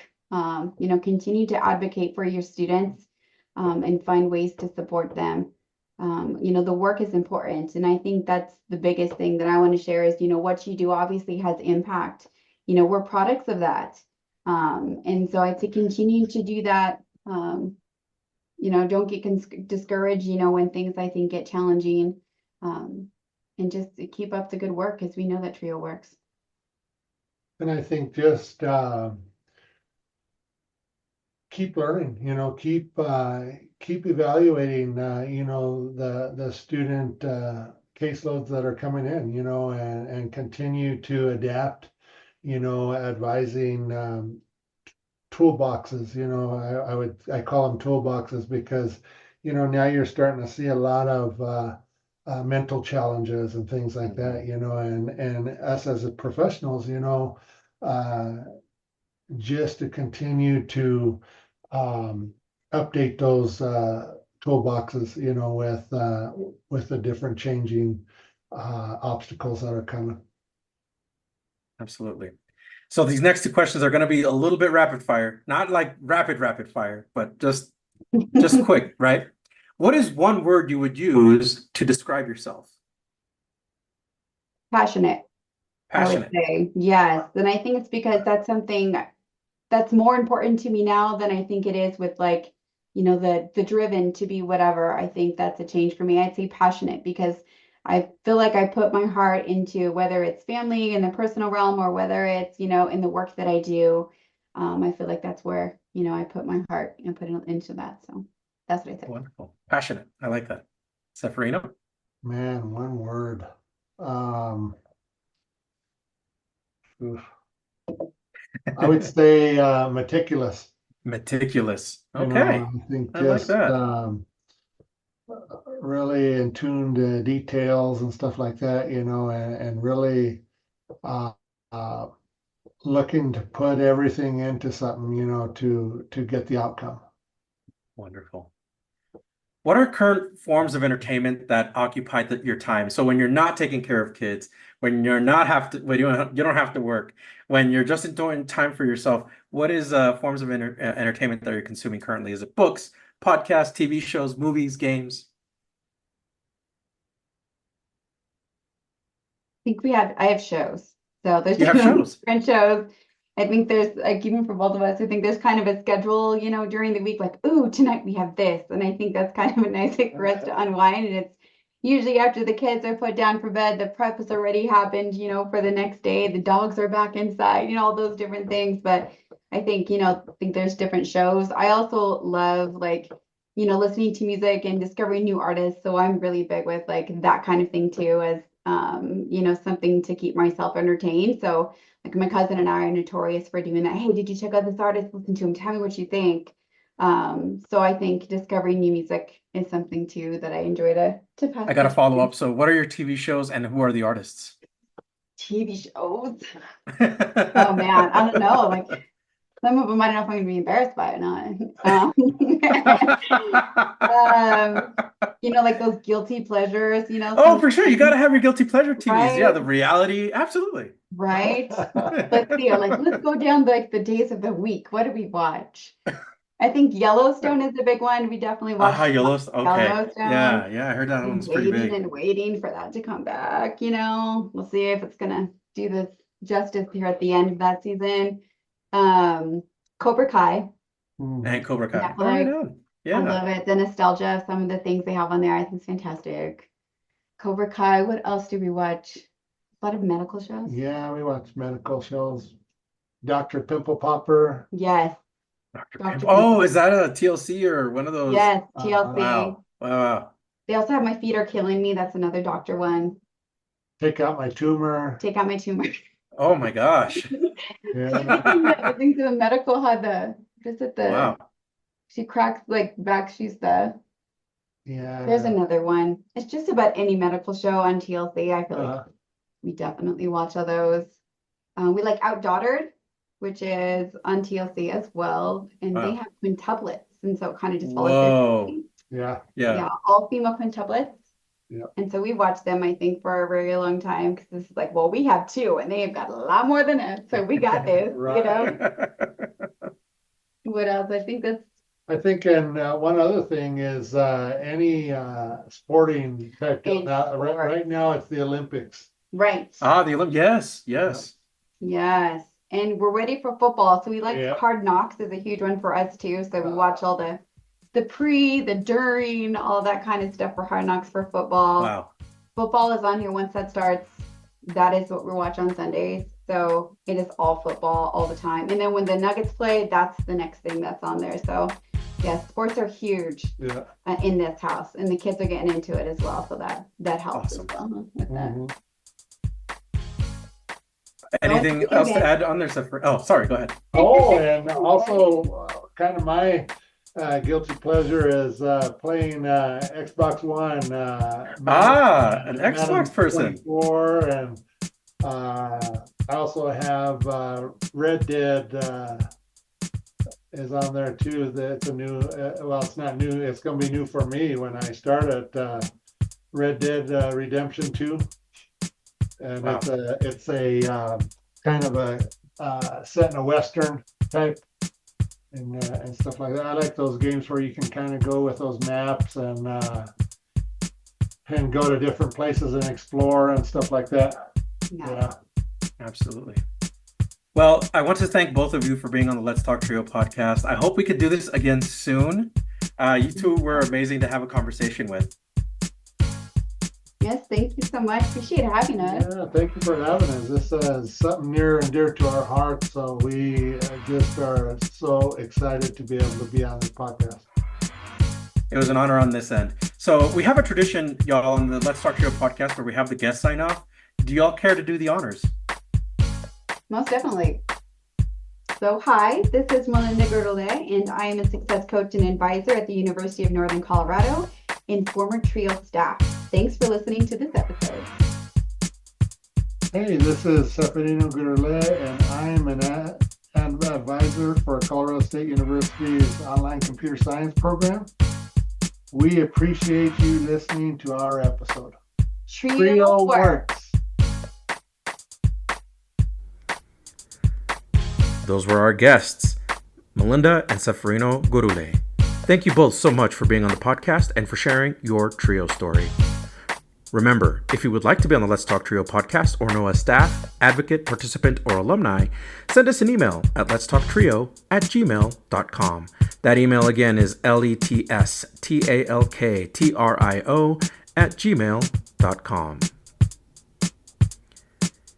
A huge thanks to our individual sponsors, Angelica Villalpando, Dr. Jamie Motley, Dr. Ryan Barone, Dr. Jeff Naputi, Angelica Valdez, Rosario Riley, and Felicia Rivera. A thank you also goes out to our corporate sponsors, TrioJoblist.com, Jaded Electronics, NOSOTROS Education Center, and Student Access. You can find our sponsors' links in our podcast description for this episode. Again, we thank you all so much for your continued support of this podcast. You too can be a sponsor of the podcast in one of three ways. Become a monthly patron on Patreon. Our base level starts at $1 a month. Become a corporate sponsor by placing an ad on the podcast. Email us for details. Become a supporter with a one-time donation to the podcast PayPal account. Our business handle is @Let'sTalkTrio. I'd like to take a moment to thank our honorary members of the Let's Talk Trio podcast, Roderick Chambers, Tony Ho, Scott Kendall, and Susan Cramp. The Let's Talk Trio podcast team is John Russell, audio engineer, music producer and composer, and post-production editor. Amelia Castañeda, script supervisor, marketing manager, social media manager, and producer. Juan Rivas, executive producer and host. Be sure to follow the Let's Talk Trio podcast on Facebook, Instagram, and YouTube. This episode was recorded Friday, August 2nd, 2024. Hey folks, a quick reminder that Election Day is Tuesday, November 5th. Please make sure you go out and vote. Thank you all so much for listening, and we will catch you on the next episode.